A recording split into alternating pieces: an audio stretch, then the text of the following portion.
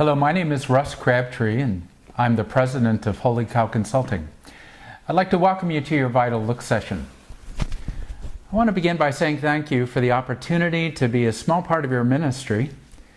I also want to make sure that the person or persons that were responsible for doing the work of administering the church assessment tool in your congregation are also recognized and thanked. Now, at this point, I'm assuming that you have your vital signs report in front of you and it's lying on a table or it's on your lap. If I can just ask that you hold that in that place and just keep the cover down for just a moment. I find that when people skip ahead, they get confused and it's not a good experience for them. We're going to be walking through that page by page, so you're not going to miss anything. But before we do that, I'd like to say a few words about the purpose of the work that we're doing. My purpose in working with leaders such as yourselves is to help you make better decisions in less time with more confidence. Now I'd like to talk just a moment about that. First, better decisions.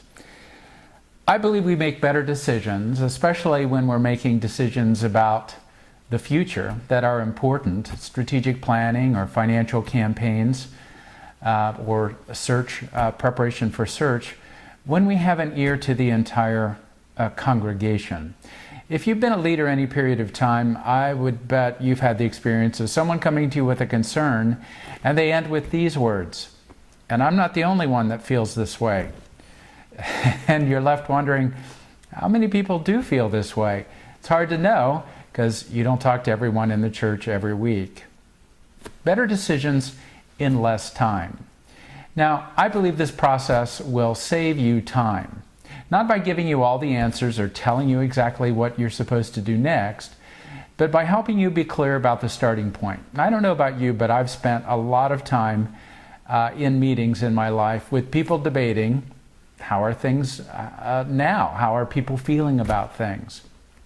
Well, this hopefully will get you clarity about that pretty quickly so that you can save your time and energy and imagination and love for discerning what God would have you do next. So better decisions in less time with more confidence. Now, I hope you'll learn some things in this process. There may even be a few surprises. It better not all be a surprise. If it's all a surprise, I probably got your data mixed up with another church, and that would be a bad thing. What I find this information will do for you is confirm hunches that you have or perceptions that you have had and give you the level of confidence you need to take action. And at the end of the day, that's probably what it's about in the kingdom of God, is being able to take action. Now you're going to be seeing a lot of information. And I'd like to ask you to think about all that information in this way. This is a kind of pastoral conversation that you're having with the people in your church. So just imagine that they're sitting across the table from you, and you're there to have this conversation. You're there to listen to them. Now, I learned years ago there are two ways of listening. You can listen analytically, that is, judging what you hear as being right or wrong, or you can listen empathetically, that is, suspend judgment and just listen to try and understand what's being said, what people are thinking and feeling. Well, I'd like to ask you to put that empathetic hat on and suspend judgment of the church, the leadership, of yourself, and just listen to try to understand. Now, I said this is a kind of conversation, and it's a conversation using symbols. And those symbols are numbers. Now, I'd like to suggest that when people respond to this instrument, and they come to a statement like, there's a disturbing amount of conflict in our church, they don't think a number. They don't think 3. They think stories, experiences, conversations that they've had, what they've observed, and then they capture that with a number. And so our job is to decode these numbers, not to get lost in a bunch of statistics. But our job is to decode these numbers to discover what is the story that lies behind them. And as I always say, Christians of all people should be able to deal with symbols. It's important for you also to know that as I'm looking at this information, I'm not paying attention to anyone's voices or anything that I've been told. I'm just looking at what's on the pages of this report, And you're going to hear me say things like this could mean, this might mean, this often means, and I could be wrong because I don't have the entire context or history. What you can be confident in is that to the very best of my ability, I'm just giving you a kind of reflection, if you will, of what your members have said. Finally, this is always the beginning of a conversation, never the end. This instrument does not give you all of the answers, and you're going to have to find other information that will kind of fill out and complete this. So there will be times, I would imagine, as you look at this information, you'll kind of scratch your head and you ask, I wonder what people meant by that. And my answer will always be the same. Go ask them.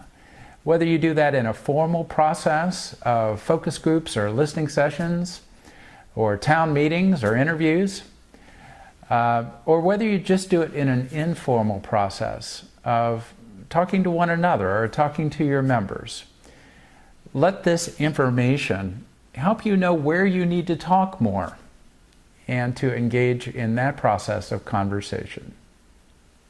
All right, with that, and you move forward and look at this information, I trust that this is going to be a valuable experience for you.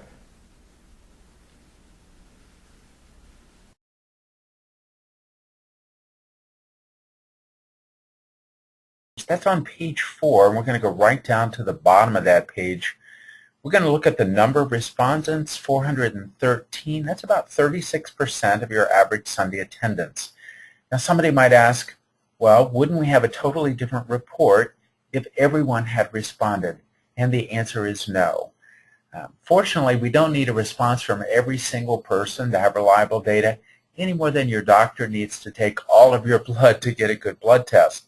So even with 413 responses, we're 95% confident that even if everyone had responded, your results wouldn't vary more than plus or minus 5%. So we have a pretty good set of information here. So now back up to the top of the page, you'll remember I said this is a kind of conversation that we're having with your folks. How do you begin a conversation? Well, generally you begin by asking, hello, how are you? That's kind of where this conversation begins as well, only we make the statement on the whole, I'm satisfied with how things are in our church. And when we made that statement, about 59% clearly agreed. That is, they either strongly agreed or agreed. 35% were on the fence. They tended to agree or tended to disagree. And 6% clearly disagreed. They either strongly disagreed or disagreed. Now, I wouldn't get very far with information like this. I can almost guarantee that someone would have the question go through their mind, how do other churches do with this question? That's a natural inclination that we all have to benchmark data. We may not call it that, but we do it all the time. If you've never seen a 2-year-old before in your entire life and you saw one for the very first time, you say, there is something seriously wrong with this little person. But we don't do that because we've seen lots of 2-year-olds and we benchmark that experience. So we can say, that's just a typical 2-year-old. Well, we've seen a lot of churches over the last 35 years, and we have a pretty good idea of what's a typical church. And in the typical church, about 50 to 55% of folks are clearly satisfied with what's happening in the church. So at 59%, that's a little bit higher than what we tend to see, but it's still in the average range. The other thing we look at is how many folks clearly disagree. That is typically around 4 or 5%. And so at 6%, that's pretty much where we tend to see that in a typical church as well. That gives us important information about any potential polarization within the church. When that number gets up over 10%, then it offers an indicator that we have a significant level of polarization overall around one or more issues in the congregation. We don't see that there at St. Andrew Church. Now, I found over the years, if I know the answers to 2 questions, I have a pretty good idea of how church is doing overall. And the first has to do with satisfaction. And the second has to do with something we call energy. Now, energy and satisfaction are 2 related, but really different things. You can have a car you really love that's totally out of gas, and sometimes people are in a church they really love, there's just not much energy there. We try to get at that with this statement. Seems like we're just going through the motions of church activity. There isn't much excitement about it among our members. That's a negatively framed question, not because we're trying to trick people into being negative, but we don't want them to just mechanically be going through agree, agree, agree. We want them to have to stop occasionally and think. And in this case, we want them to actually stop, think, and we want them to disagree with this question. About 1/3 of your members, 33%, clearly did disagree. A lot of people on the fence. People on the fence, always important because they could fall one way or the other depending upon what happens next. And about 16% did agree with that statement. And that is in the average range. Also, it's a little bit lower average, but still in that average range. We're going to be talking more about satisfaction energy in a couple of pages. But right now, let's go down to the attendance trend, where we ask people to think about your attendance compared to 3 years ago, and are you worshiping less, the same, or more? And we did some really high-powered math. We subtracted less from more and divided it by 3 and got an average change of about 2%. So you may be seeing a slight change in your worship attendance over the last couple of years, but not huge changes. And then we ask people to think about their engagement in the church beyond worship, because it's not all about worship. It's also about ministry beyond worship. And when we look at your data related to involvement beyond worship, we find that you have a relatively low level of involvement of folks beyond worship. And when we ask them about how meaningful that experience was, 53% clearly agreed it was meaningful, 43% on the fence, and 4% clearly disagreed with that, which is unusually low. So what that tells us is there is the potential in your church of the engagement of more people and helping people feel more positive about that engagement beyond worship. In fact, almost 1/3 of your members indicate to one degree or another that they have something to give the church, but they don't know how to give it. So we got a real opportunity here perhaps to capitalize upon. And finally, on your key indicator page, we turn our attention to the future. And we ask people, where would you like additional energy invested in the future? Now this first one, develop and implement a comprehensive strategy to reach new people, is a priority that we see in about 95% of the churches that we work with. Also this one, develop ministries that work toward healing people broken by life circumstances, we see that in about 80% of the churches that we work with in the top 3. So those are things that you have in common with other churches. But this one, this third priority, creating more opportunities for people to form meaningful relationships, that is unusually high. That tells us something distinctive about your church.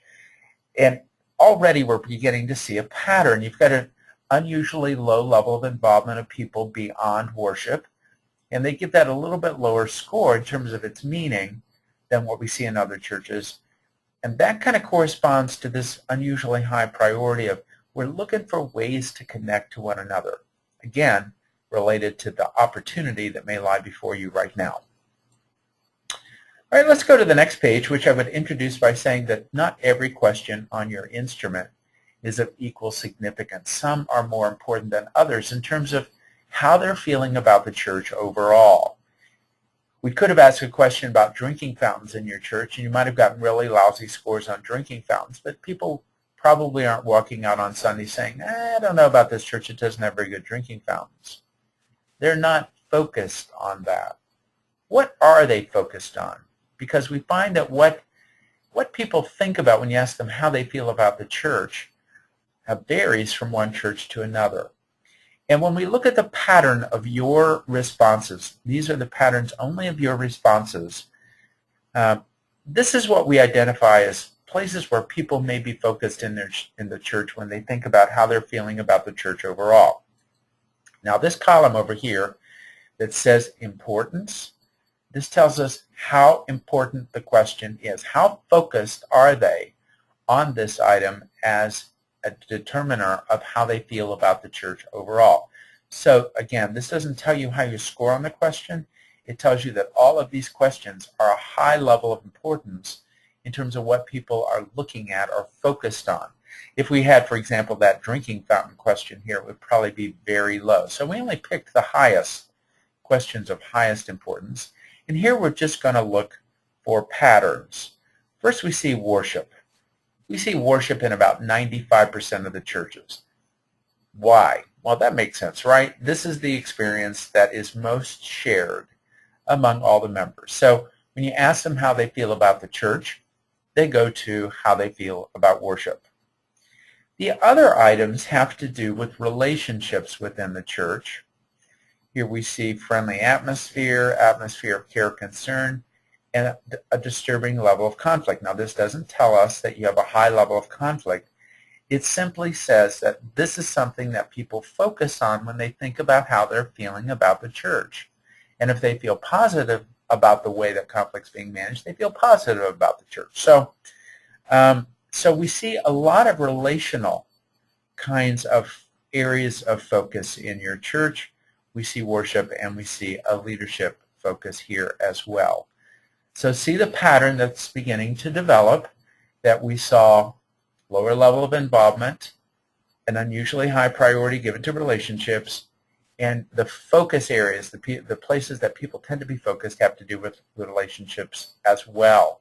And that not only has to do with satisfaction, it also has to do with what people are focused on in terms of energy. So you see here's the conflict, care in times of need, relational, and worship. So a theme here beginning to emerge.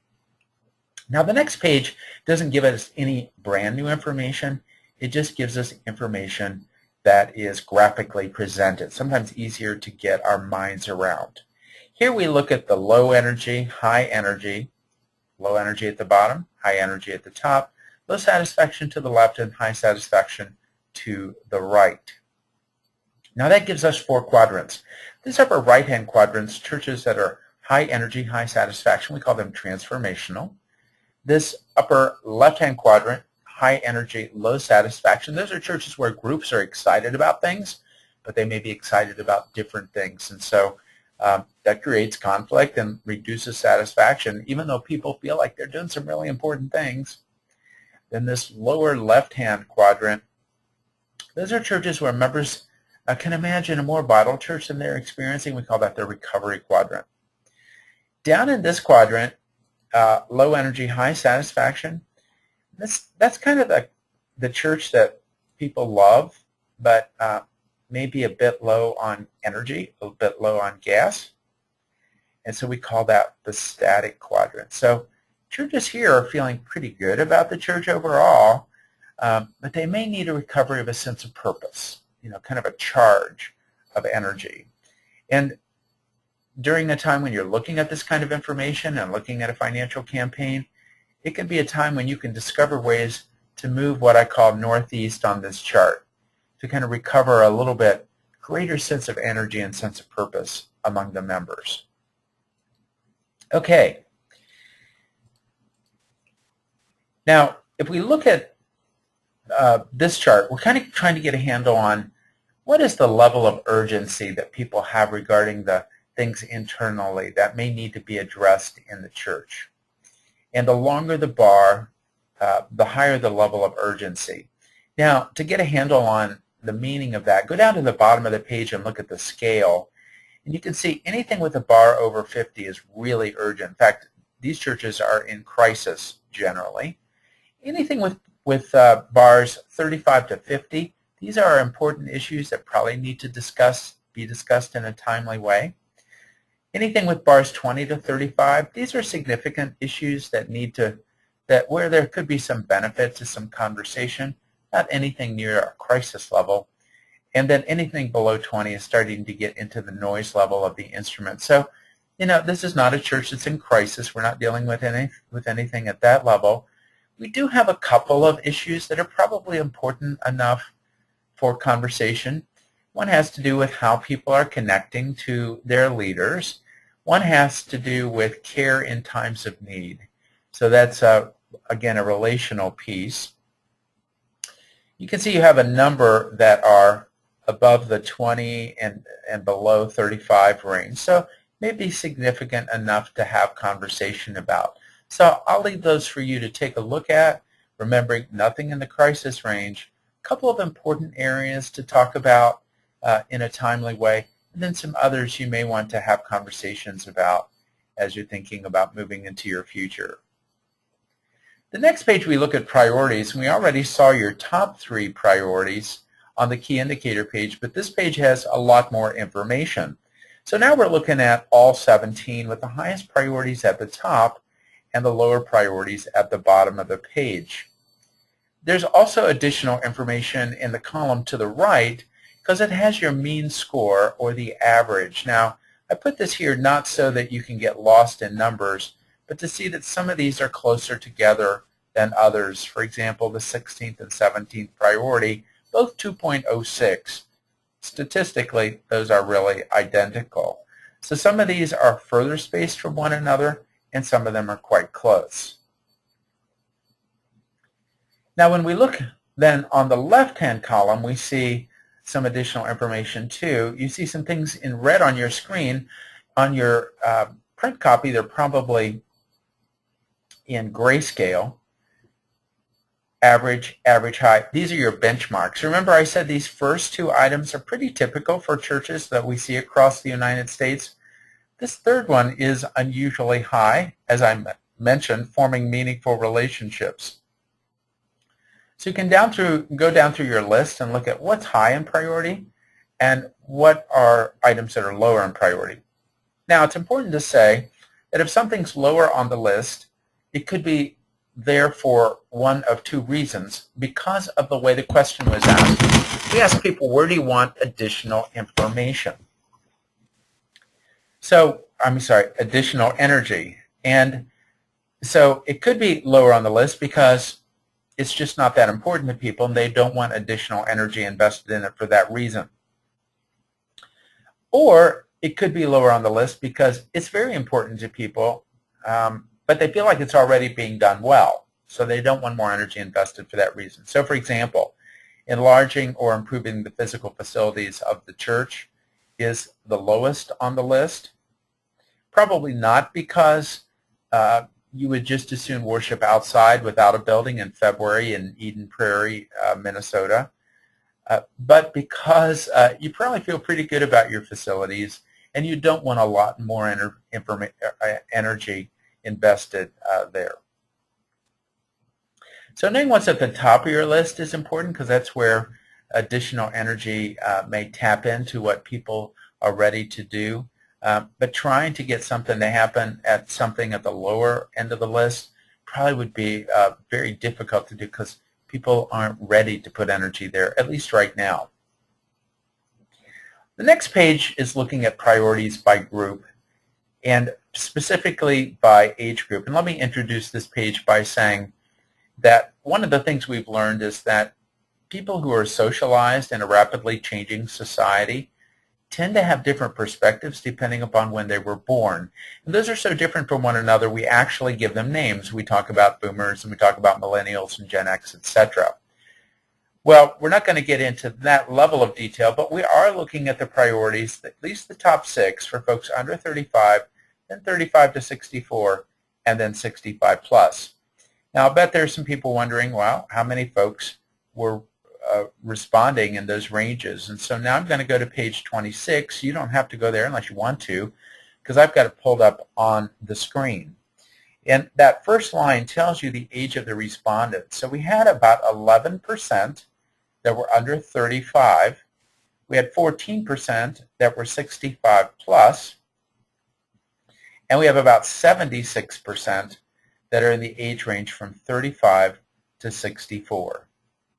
All right, so 11 in those younger years, and 76% in those middle years, and 14% in the years 65 plus. All right, let's go back, and now we're going back to page 9.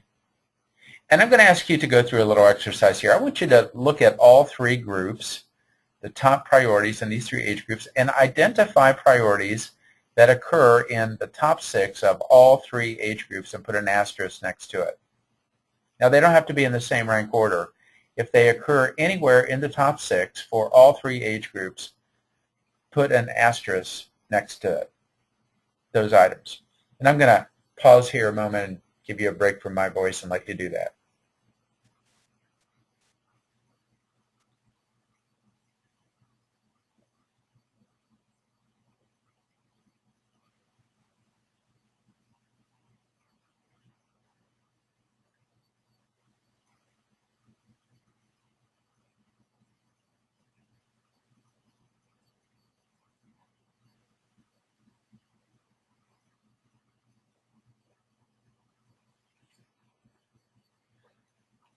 All right, I did that as well, only I cheated a bit. I asked the computer to do that for me, and I asked the computer to color code the question numbers using the colors of a traffic signal.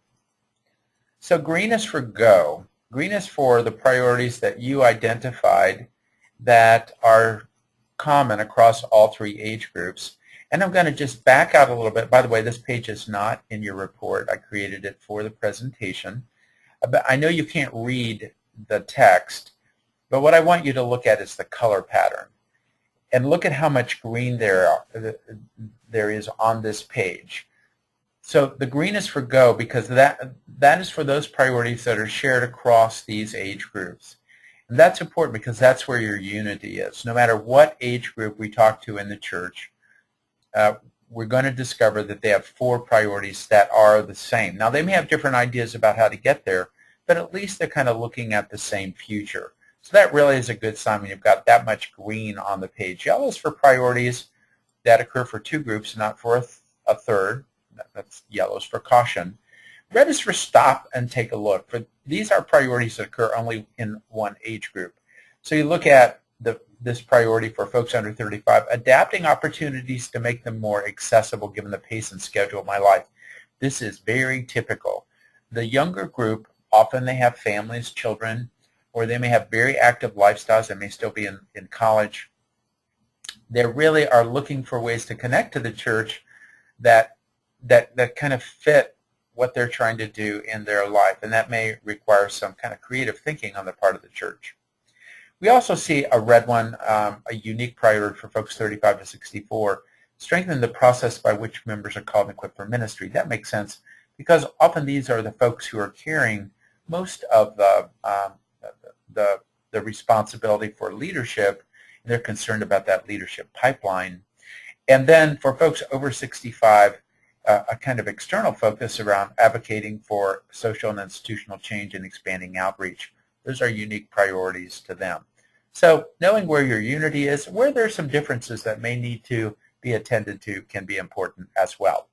Now the next page we look again at priorities by group, except this time the priorities are broken down by frequency of attendance. So at the top of the page we have the top 6 priorities for infrequent attenders, and then just below that we have the top 6 priorities for frequent attenders. Now I have another exercise for you here too. I want you to look at these priorities. Look at the priorities for infrequent attenders that are not anywhere on the list for frequent attenders and go back up and put a U next to those. U is for unique. Look for those unique priorities for folks that are infrequent attenders that do not occur in the list for frequent attenders. Go back up and put a U next to those. And again, I'll give you a moment to do that.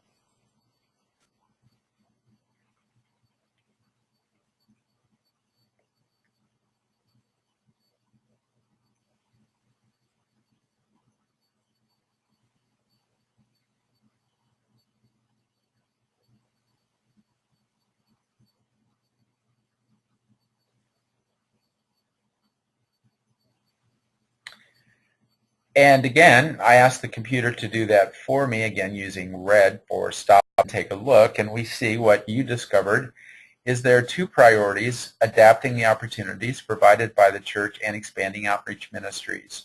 Now how can this be helpful? Well, you know, sometimes when you're a part of a group and you begin to sense that the priorities of the group may be a little bit different from yours, you may tend to back away. And sometimes we we can use this to help us understand why people may be less involved. And this one, adapting opportunities provided by the church, simply says, we don't have an issue with the church. There's not like a concern that we have in terms of the direction the church is going. We just don't know how sometimes to make it fit with schedule. And then the second one is folks may have a little bit higher priority related to outreach, and that may be something that they're experiencing. Now, skip the next page, which is just instructions for the page that follows, which is called the bubble chart, priorities by group. Now, this doesn't, again, give us a whole lot of new information. It just gives us information in graphic form. You have the same priorities down this left-hand column, except they're radically abbreviated to fit as a label. So instead of saying reaching out to people living beyond the margins of society or on the margins of society, it just says outreach. Instead of healing people broken by life circumstances, it just says healing. And then you got the groups under 35, 35 to 64, 65 plus, then infrequent, frequent, and backdoor, front door. What's backdoor, front door? Backdoor people indicate they're worshiping less than they were 3 years ago. Front door people indicate they're worshiping more than they were 3 years ago.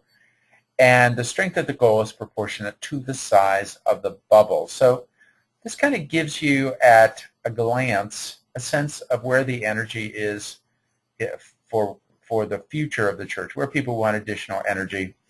And you can see reaching new people are larger bubbles kind of across the board here. Here's relationships, kind of go across all groups as well. So it shows you where the bubbles are large for just about everybody. It can also give you some insight into where there are some differences among groups. For example, relationships, the biggest bubble is for folks who are over 65, and then healing for folks over 65. They have a really big, large bubble there. Sometimes when you grow older, you realize that brokenness is something that begins to affect all of our lives. You become concerned about healing. So kind of look at that at a glance and get information about where the energy of the church is for the future. Now we're going to turn our attention to what are called indices. An index is a grouping of questions by theme. There are two kinds of indices. There are performance and there are descriptive. A descriptive index is one to which the assessment does not attach a value to a high or low score. It just is what it is. It's like, are your eyes brown or blue?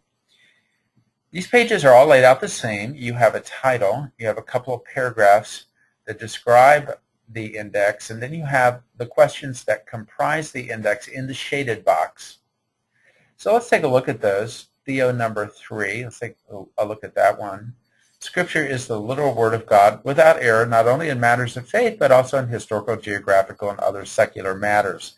Now, if you want to know how you scored on that, you come down to the table just below it, and it has striped rows, and you look for the same label, Theo number 3, and when you come across, you see that 9.3 persons strongly agreed with that, 14.9%, I'm sorry, 9.3% of persons strongly agreed with that, 14.9% agreed. Add those two together, and that's about 23% clearly, I'm sorry, let me add that again, yeah, 24% clearly agree with that. And then you got about 31% over here that clearly disagreed with that, and the rest are sitting on the fence. Now, I've seen this 24% as low as 3% and as high as 95%. Notice that you have a fair amount of diversity in your congregation in terms of what they believe about the Bible. And you might ask, is that a strength or a weakness? Well, it depends on your level of tolerance. If you're able to deal with that difference, then you could say to the world, this is a place where we have different points of view, but we're able to deal with that well. If you don't have a level of tolerance, then that can be an obstacle because it can lead to conflict. So we'll look at your tolerance levels a little bit later. But the chart at the bottom of the page is your benchmarking. This is your comparative profile. Now, I'll bet there's somebody asking me, well, we're hearing you talk about comparing us with someone. Who are we being compared against? You're being compared against about 550 churches right now in the latest round of our database. And they're going to be primarily mainline denominational churches. They're going to be Episcopal, they're going to be Lutheran, they're going to be Presbyterian, they're going to be United Church of Christ. They're going to be a few independent churches in there, but primarily mainline denominational churches. So the length of the bar tells us about kind of your theological perspective, again, without attaching any value to that. Some churches are more conservative, have longer bars. Some are more progressive, have shorter ones. So you can see on that third question, you're kind of right in the middle. On the fourth question, kind of right in the middle. On the other two questions, on the more progressive side theologically. So this index is simply an aggregate, and this suggests that on the whole, you are theologically moderately progressive. Okay? But remembering that you got persons on both sides of the spectrum, this is just kind of what you are in aggregate. Now, I said there were two kinds of descriptive indices. The first that we just looked at had to do with theology. The second has to do with flexibility, and I would introduce this by saying that there are two kinds of churches at the extreme in terms of how you deal with change. Some churches really embrace change. They embrace it either because they just love variety. I mean, they come to church on Sunday saying, I can't wait to see what the pastors changed in worship this morning. Or they may not love variety, but they know that change is necessary to reach people in a changing world. And so they're willing to embrace it for that reason. We call those churches that embrace change more adaptable. On the other side of things, you have churches that like to find a familiar way of doing things that works for them and stick with it. We call those more settled congregations. If it ain't broke, don't fix it. So this page is laid out the same. You got a title, a couple of paragraphs that describe it. You have the questions that comprise the index. Now some eagle eye is going to look at this question, see that asterisk, and going to say, what does that asterisk mean? This is one of those questions that's negatively framed, so people don't just go through agree, agree, agree, stop and think. So it's running the opposite direction of the other questions in this index. So on the other questions, if people agree with them, it tends to indicate a church that's more adaptable. On this one, if they agree with it, it tends to indicate a church that's more settled. So we have to do a little reversing of the calculations when we do the numbers on that question. But the rest is the same. You can see your percentage responses. And then the longer the bar, the more adaptable. The shorter the bar, the more settled. You can see that all of your bars are up in the more adaptable range. And again, your overall index score is just an aggregate of these questions. So overall, you are moderately adaptable. And you're not way up here in terms of changing something every week, but you're a moderately adaptable congregation. You put those two together and you get the chart on the next page, which again doesn't give us any new information. It just graphically presents it. And here you have more settled churches at the bottom, more adaptable at the top, more progressive to the left, and more conservative to the right. That gives us these four quadrants. Now, each of these quadrants represents a different kind of organizational culture. Culture is just a set of reflexes for how we do things, often without thinking. Every one of these quadrants has strengths, and every one of these quadrants has what we call a shadow side, and that are things that can kind of sabotage you if you're not careful, often unconsciously. So you are up in this quadrant that is adaptable, progressive, and we've given that a one-word name. We call that the Magi quadrant. You know, thinking about the Magi on a journey of discovery. So churches in this quadrant are like Magi. They tend to be curious, inquisitive, open, inclusive. They are articulate, bright, very likely to have causes that they are concerned about, want to be able to speak to. Those are great strengths. The shadow side of this quadrant is sometimes they're so inclusive, it's hard for them to come up with a distinctive identity and vision for their future because they don't want to close down any conversations. That can make it difficult for them to kind of let people in the community know who they are. The other tendency that churches here may have is they tend to over-intellectualize issues and may not recognize the importance of emotion in really moving people to action. But some great strengths. You're up here in this quadrant, remembering that you've got different people who perceive things in all of these quadrants, but on the whole, this is the culture that probably is what you're experiencing in your church. The next page is called a performance dashboard. It's just a summary of all of your data, but we're going to be looking at each of those in some detail, so you can come back to that if you find it to be a helpful summary, but for now we're going to move on. Now, I said there are two kinds of indices. Excuse me. They're descriptive indices and they're performance indices. Now, a performance index is one on which a higher score is to be preferred. So it's probably preferable to have a church that's more hospitable rather than less.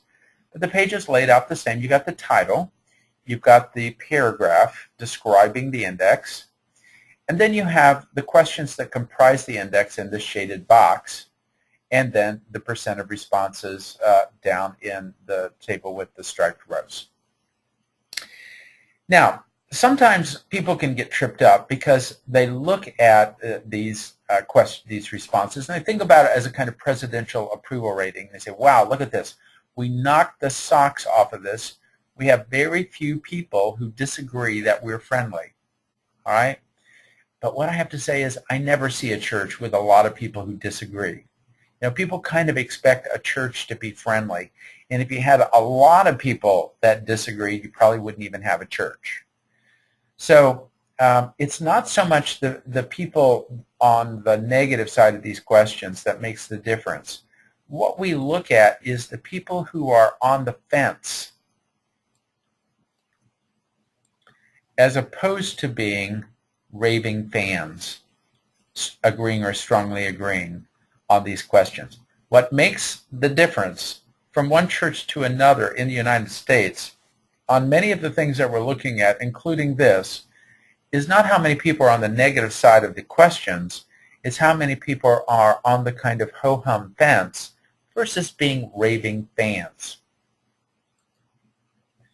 So we come down and we look at your comparative profile, and we see on these performance indices something new has appeared, and it's these numbers. What are these numbers? These numbers are percentile ranks. A percentile rank tells us what percent of the database you scored higher than.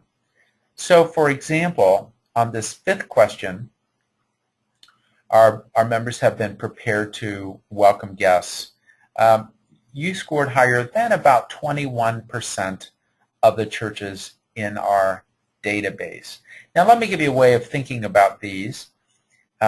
Anything from the 0 to the 10th percentile is very low. You may want to write that down. 0 to the 10th, very low. 10th percentile to the 30th is low. 10th to 30th is low. 30th to the 70th is average or typical. 30 to 70 is average or typical. 70 to 90 is high, 70 to 90 is high, and 90 to 100 is very high. You can see that all of your hospitality scores are down in this lower region in terms of the comparative profile. Again, not because you have huge numbers of people who disagree and feel like the church is just very unfriendly, but because we have a lot of people sitting on the fence. Now, why are these questions important? Well, we go back to that driver's page where we talked about what people are focused on. This is page 5. And look at what they're focused on. The friendly atmosphere and the atmosphere of genuine care and concern. So these probably are areas that you may want to spend some energy taking a look at. How can we strengthen the way we relate to one another as reflected in this hospitality index? And again, we're seeing that theme of relationships that we're kind of adding to now as we kind of drawing this thread throughout your report. Now the next page is morale. We can really make short work of this page because we've already looked at 2 of 3 of the questions. The first question here has to do with the energy. This third question has to do with satisfaction. And the second has to do with the spirit of involvement. You can see your percentage responses. We already looked at some of this data on your key indicator page, except here it's broken out in a little more detail. And then here's your comparative profile. Now there is one thing here that can be confusing. That is, whenever you have a question with an asterisk and we're looking at this comparative profile, you want a shorter bar. You don't want to outscore other churches on a negatively worded question. So on this one, you don't want to outscore other churches on being unexcited, right? So you want the bar to be shorter, not longer. And in this case, it's a little bit longer, which tends to indicate energy levels a little bit lower. So you can see your satisfaction is above average, but your energy, where you want a shorter bar, is a little bit lower. And so that's why we say you're down in that static quadrant. But overall, your morale is pretty typical for what we see in churches. Just remember, anytime you see a question with an asterisk, you want a shorter bar. Okay, moving on, then we look at conflict management. I would introduce this by saying that every church has conflict. Every relationship has conflict. Conflict, as a matter of fact, is healthy. It is a way that we make better decisions. Iron sharpens iron, Proverbs says. It only becomes a problem when, in the language of this first question in this index, it is a disturbing amount of conflicts begin to impact them emotionally, or in the language of question 4, there's frequently a small group that opposes what the majority wants to do. Negatively worded questions. Remember, I said tolerance is really going to be key in a congregation with the theological diversity that you have. This is where we get a read on tolerance. So let's drop down and see how you did here. And here you see that your scores generally to be mid-range, except for this level of tolerance, which is a little bit lower than what we tend to see it, around the 26th percentile. So remember, again, when we go back and look at why are these questions important, because when we look at what people are focused on, and now we're going all the way back to page 5, there's that disturbing amount of conflict in both satisfaction and energy. And that just says that that's an important question for people. So giving people some ways to think about conflict might be productive in your church.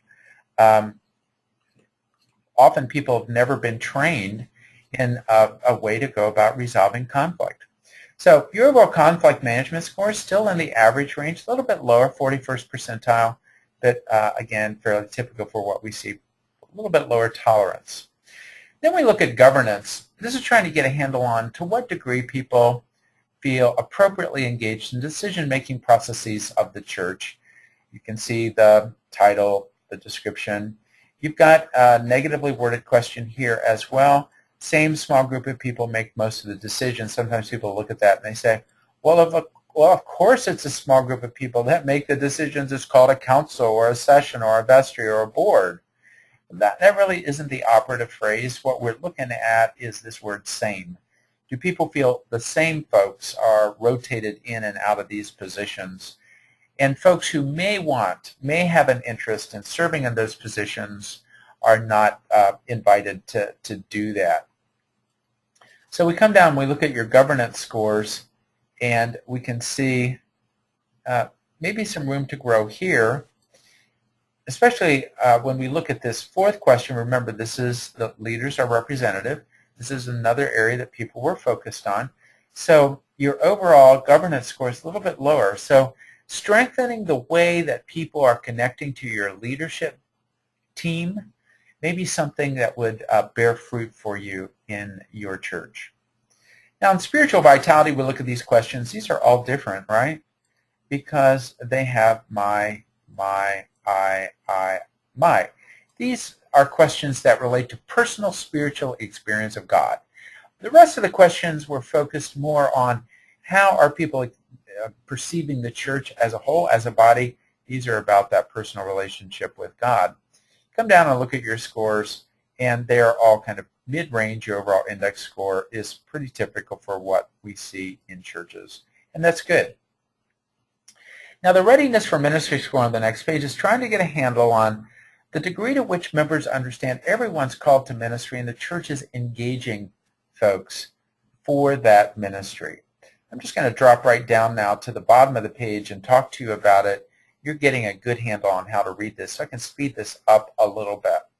So this first question has to do with, do our members understand that everyone's called to ministry, what Martin Luther called the priesthood of all believers? A low score there compared to other churches. How good a job did we do helping members identify their gifts? In about the 32nd percentile. How good a job did we do providing opportunities for people to serve? You do well there, 65th percentile. But then how good a job did we do supporting them? Drops back down to the 35th. And using lay people to help plan and lead worship is lower, down around the 23rd percentile. Now that varies a lot by size of church and style. So larger churches are going to have lower scores here. That's okay. But what this, again, seems to indicate is there's an opportunity for helping people understand their call to ministry, identify their gifts and their passions, getting them engaged in things that are a good fit for their gifts and passions, and then supporting them. Again, we see lower levels of engagement beyond worship. This may be an avenue to getting people more engaged. Then we look in educational engagement. Again, I'm going to drop right down to the bottom of the page and say these questions can be really kind of grouped. The first question is really about motivation. Our members understand they have a lifelong responsibility for learning. And these two questions have to do with programming. The programming fits my complex lifestyle, and our program is comprehensive for every age and stage of life. And what we see here is that your programming is outstripping motivation. And sometimes what we see in a church with this profile, if you talk with people who are doing education, is they'll say, we feel like we've got a great program, but we're having trouble getting people involved, particularly adults, engaged in the ministry. And in this case, you've got a lot of untapped potential. This is what I call an untapped educational ministry, because you've got more program, they get motivation of people to really become involved in it. So hats off to the people doing programming. Looks like you're doing a great job. Then we come to worship and music. The first one is music, which is up around the 65th percentile. You remember that was, I think, the next to the last priority. Remember I said those lower priorities on that list of 17 on page 8? They could be at the bottom of the page for one of two reasons, either because they're just not that important or because you're doing fairly well. And here we see you're doing fairly well with music in the 65th percentile. And then worship, other aspects of worship that would include leadership, style, preaching, you're in about the 56th percentile. So overall, your worship and music score is pretty solid in about the 64th percentile. Now, the next page, we look at financial information. We look at your income profile, which you can see is shifted to the right. You have a fairly high level of income in your church with a significant number of people making over $300,000 in household income. Then we look at your contribution profile.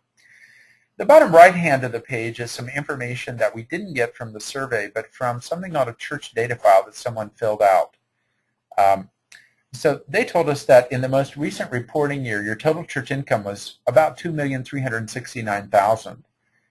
They also told us the number of households in the church, and when we divided the number of households into that, we got a contribution per household of $846. Now, you may want to recheck that, because if the number of households is too high, that artificially deflates the amount of money given per household. We'll talk about that in just a moment, a little bit more. Your average household income is $152,000, so $846 as an average gift on that as a base gives you an average percent of household income given of 0.56%. Now, if it is that low, the average is about 2%. You could if you got up to average, you would have 4 times as much money, $8 million for your ministry than you have now. But I'm going to ask you to double check that number in just a moment. Next page is demographic data. We visited this page when we looked at your priorities broken down by age group. But here you see more information, very self-explanatory. You'll be able to get that on your own. The next page looks at data, again, benchmarked. So here's the percentile rank again. When we look at your involvement beyond worship, it's in the 24th percentile, which is low. Remember, I referred to that when we looked at your key indicator page. And the value of involvement is low as well. And that's where we think that doing some work to build relational connections to people may be of value. The time that the number of years that your members have been involved on average is around the 64th percentile. Then we come down and look at your household data and you say, wow, you've got a lot of families with children in your church and your average age is relatively young. Now, when I see an average age this low, by the way, this is not an average age of 12. You're in the 12th percentile, okay? So you're younger than 88% of the churches in the database. But your tenure is fairly high. You probably have some people that have been in this church from birth. So you got some folks that have been around a while. You are a regional church. People are driving some distance, which puts some pressure on that relational network. Now, if you're in a neighborhood church where people are not driving very far to church, they kind of all live in this relatively small neighborhood. They're seeing each other outside of the church, in the libraries, in the schools, and in the bank, and the grocery stores, etc. That helps strengthen those relationships.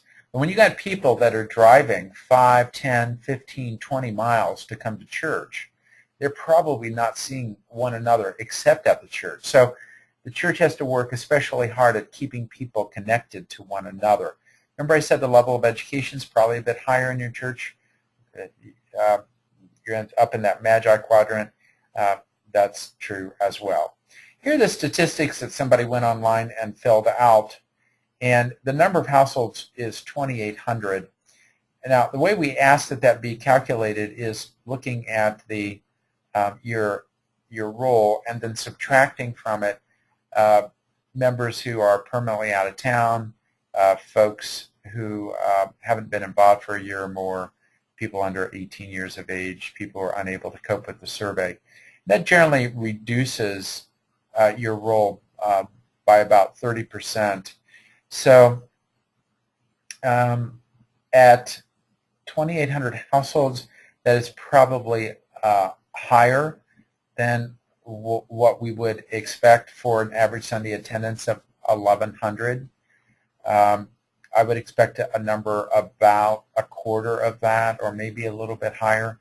So that the only reason that matters is because it affects that financial figure here. Your giving is probably closer to average than what that would suggest. All right, then we have a stewardship profile on the next page. Some of this information is repeated from that financial page at the top of the page, but then we ask people about are they in favor of an annual stewardship appeal.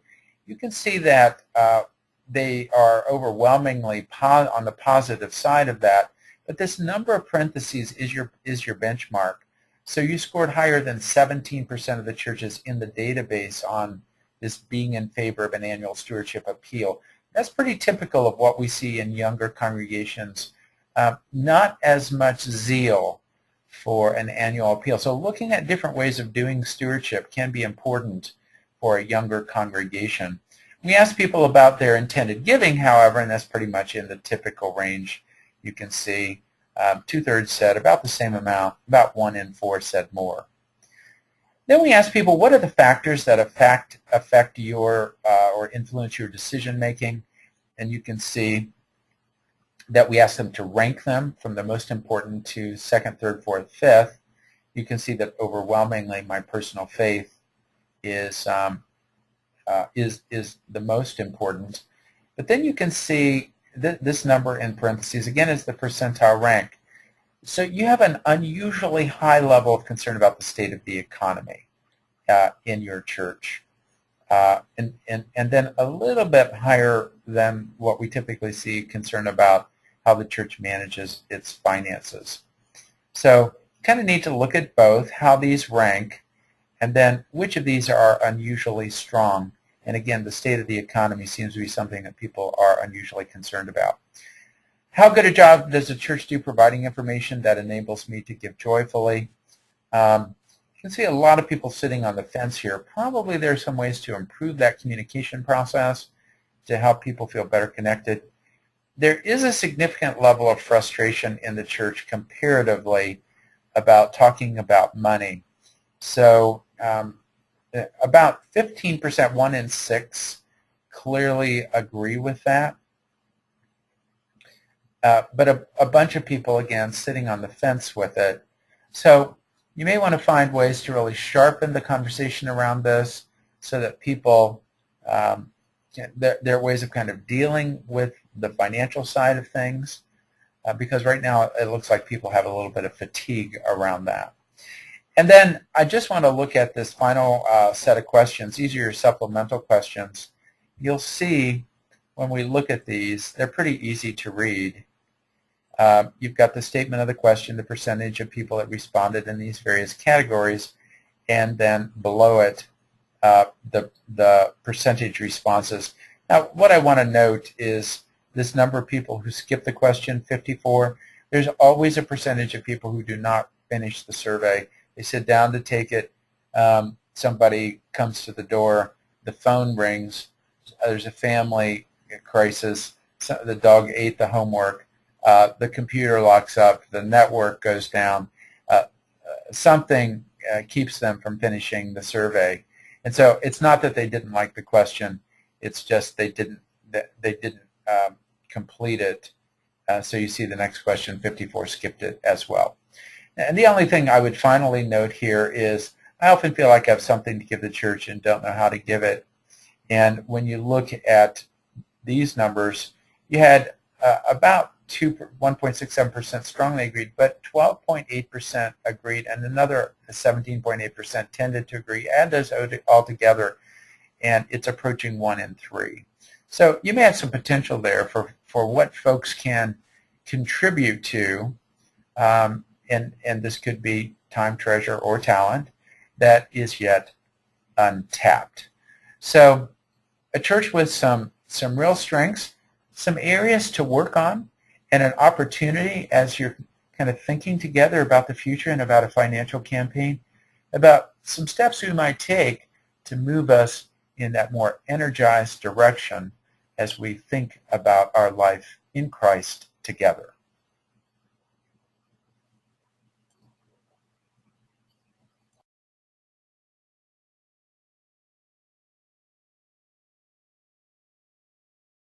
I hope you found your vital session to be helpful. But before we end this session, I want to answer one question that folks often have at the end. That is, how do we share this information with the congregation? Sometimes they ask me if they should make copies of the entire Vital Signs report, distribute it to all the members, put it on the website. And I generally recommend that you not do that. People will be overwhelmed by the amount of information, and without the benefit of an interpretation, they often end up confused and frustrated. What I do recommend that you do is create a 1 or 2 page executive summary. Now, to help you with that, we have actually sent to you a 1-page computer-generated executive summary. Now, I don't recommend that you just copy that and send it out to everyone in your church. Appoint 2 or 3 people to go over that document, amend it, add things to it that you think are important that the computer may have missed, or take some things out, but make it your own document. When you've completed it, now you have something that you can distribute more broadly to the congregation. Put it on your website, send it out with a newsletter or an email blast, or make it available to the congregation in a meeting that you have after dinner. Take a half hour, go over it. For most people, that amount of information will suffice. However, there will be others who will want to see more. And for those folks, I recommend that you take the Vital Signs report, make a copy of it, put it in a 3-ring notebook. download this recording, burn it to a DVD, and put that DVD into the sleeve of the notebook. Put the notebook into the church library or into the church office. Let people know it's available for them to check out. So there'd be total transparency. Nothing's being hidden. Now, very few people are going to take advantage of that, but it's there. And it will also be there for leaders who were unable to make this meeting today and will find it useful to review it. Again, thanks for the opportunity to serve you, and I trust that this will serve you well as you are going about your planning process.